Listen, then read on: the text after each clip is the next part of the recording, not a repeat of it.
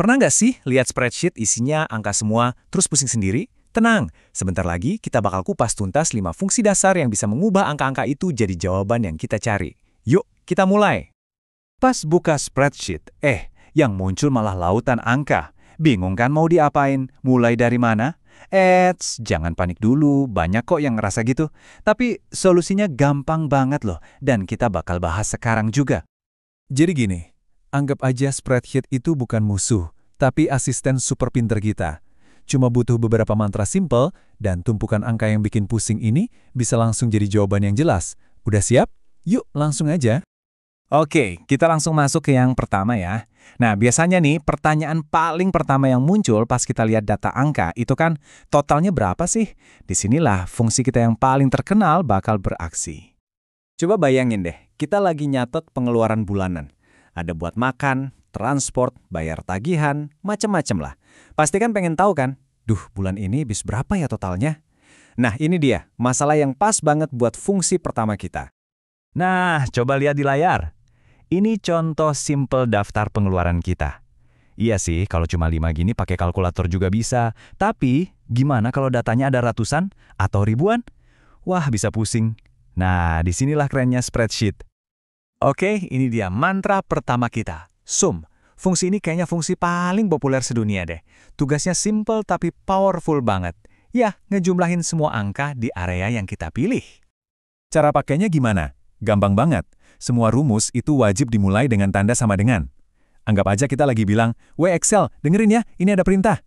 Terus, tulis nama fungsinya, SUM. Nah, yang paling penting, di dalam kurung, kita kasih tahu areanya, dari sel B2 sampai B6.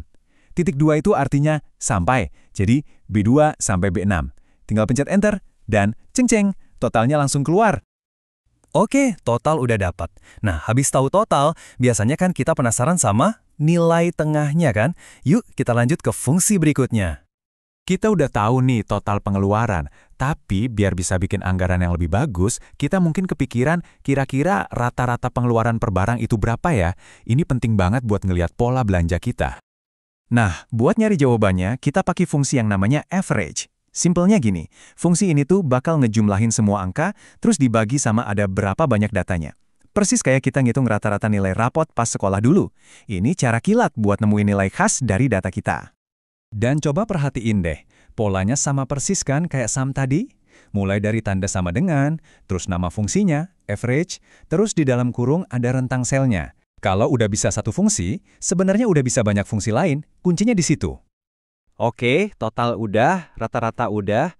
Sekarang kita masuk ke bagian yang seru, nyari nilai-nilai ekstrim. Maksudnya, iya, angka paling gede dan paling kecil di data kita. Oke, dari daftar tadi, pengeluaran apa sih yang paling gede, yang jadi biang keroknya? Terus, sebaliknya, pengeluaran apa yang paling imut paling kecil? Penting banget buat tahu ini, biar kita sadar duit kita larinya kemana aja. Nah, buat nemuin dua nilai ekstrim ini, kita punya dua fungsi yang kerjanya berlawanan. Ada max buat nyari nilai maksimum, alias yang paling gede, dan ada min buat nyari nilai minimum, alias yang paling kecil. Anggap aja mereka detektif data pribadi kita. Dan, lihat deh, polanya gitu lagi kan? Buat nyari yang paling gede, kita tinggal ketik sama dengan max B2 sampai B6. Buat yang paling kecil, sama dengan min B2 sampai B6. Cuma ganti nama fungsinya doang, areanya sama persis. Gampang banget kan buat nemuin mana batas atas dan batas bawah data kita? Oke, kita udah hampir lengkap nih toolkit dasarnya. Tinggal satu lagi kepingan puzzle yang penting. Kita harus tahu seberapa banyak si data yang kita punya. Kalau di contoh kita yang cuma secuil ini sih, gampang yang ngitungnya pakai jari 1, 2, 3. Tapi, bayangin lagi, kalau datanya ada ribuan baris, gak mungkin kan kita hitungin satu-satu. Nah, gimana cara cepetnya buat tahu ada berapa item di daftar kita? Jawabannya, pakai fungsi count. Tapi, ada yang perlu diingat nih, fungsi count ini spesial. Dia cuma ngitung sel yang isinya angka. Jadi, kalau ada sel yang isinya tulisan, nggak bakal dihitung. Ini berguna banget biar kita dapat jumlah data yang benar-benar akurat.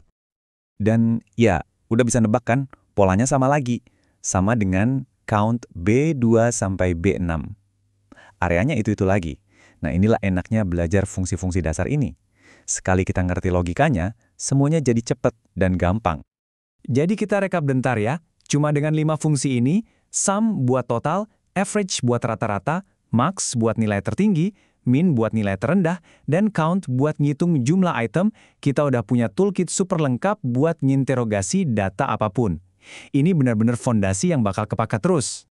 Jadi, jangan anggap ini cuma rumus-rumus biasa ya. Anggap aja ini perintah sakti. Kita nyuruh data buat ngasih tahu totalnya berapa, rata-ratanya berapa, mana yang paling gede dan kecil, dan ada berapa banyak semuanya. Intinya, kita bikin data itu ngomong dan cerita ke kita. Nah, sekarang bolanya ada di tangan Anda. Mau dipakai buat ngatur keuangan pribadi atau buat data kerjaan, semuanya bisa. Pertanyaannya sekarang bukan lagi gimana caranya, tapi data apa nih yang mau ditaklukkan selanjutnya? Selamat berpetualang dengan data Anda.